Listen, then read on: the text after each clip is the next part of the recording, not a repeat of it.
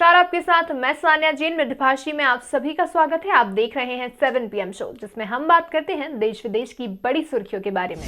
देश में कोरोना की दूसरी लहर डराने लगी है। पिछले 17 दिनों से एक्टिव केस लगातार बढ़ते जा रहे हैं। देश में 10 मार्च को 1.86 लाख एक्टिव केस थे। यह आंकड़ा 27 मार्च तक बढ़कर 4.5 लाख के पार पहुंच गया।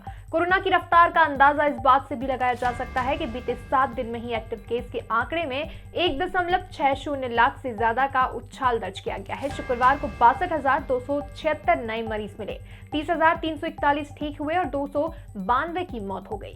सबसे ज्यादा खराब हालत महाराष्ट्र की है, जहां एक ही दिन में 36,902 संक्रमित मिले हैं।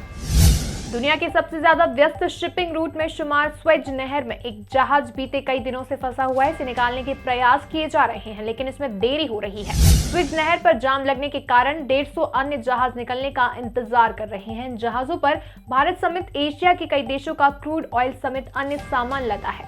जानकारों का कहना है कि यदि जल्द ही इस समस्या का समाधान नहीं होता है तो भारत में क्रूड ऑयल समेत अन्य कई महत्वपूर्ण सामानों की आपूर्ति प्रभावित हो सकती है। बंगाल विधानसभा चुनाव के पहले चरण का मतदान शुरू होते ही हिंसा का दौर भी जारी है। ताजा मिली जानकारी के अनुसार शुभेंदु अधिकारी के भाई सोमेंदु अधिकारी की गाड़ी पर हमला हुआ है और तोड़फोड़ की खबर भी सामने आई है। इस घटना में गाड़ी का चालक बुरी तरह से जख्मी हो गया है। बता दें कि कोशियारी के बेगमपुर इलाके में शनिवार सुबह एक भाजपा कर्मी का शव उसके घर के अहाते से खून से लथपथ हालत में बरामद हुआ था। उसके सिर व पीठ पर जख्म के निशान हैं। पश्चिम बंगाल की मुख्यमंत्री और टीएमसी नेता ममता बनर्जी ने शनिवार को प्रधानमंत्री नरेंद्र मोदी पर चुनाव आचार संहिता के उल्लंघन का आरोप लगाया है।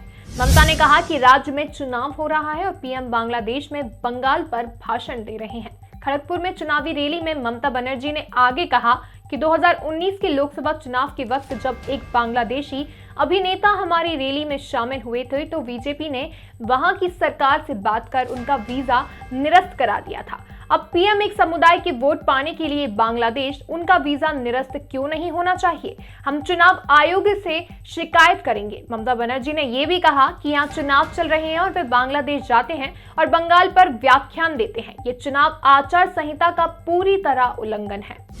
सीरम इंस्टीट्यूट ऑफ इंडिया के सीईओ आदार पूनावाले ने शनिवार को कहा कि भारत में कोविड-19 टीके कोवैक्स का क्लिनिकल ट्रायल शुरू हो गया है। उन्होंने उम्मीद जताई कि इस टीके को इस साल सितंबर तक उतारा जा सकता है। अगस्त 2020 में अमेरिका की वैक्सीन कंपनी नोवावैक्स इंक ने सीरम इंस्टीट्यूट के साथ लाइसेंस करार की घोषणा की थी। नोवावैक्स ने ये करार अपने कोविड-19 वैक्सीन कैंडिडेट NBXCO 2373 के विकास और वाणिज्यकरण के लिए किया है।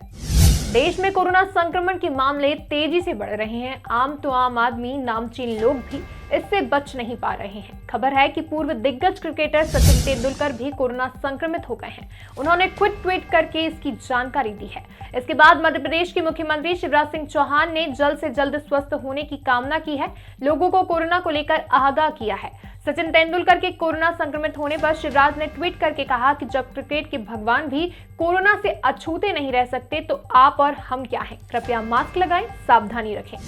मध्य प्रदेश में बीते 1 साल से स्कूली बच्चे ऑनलाइन पढ़ाई कर रहे हैं। पिछला सत्र खत्म होने की कगार पर है। कई स्कूलों में पेपर हो चुके हैं, कई में चल रहे हैं। कुछ स्कूल तो रिजल्ट तक जारी कर चुके हैं। रिजल्ट भी स्कूल अपनी अपनी सहूलियत के हिसाब से ऑफलाइन और ऑनलाइन जारी कर रहे हैं।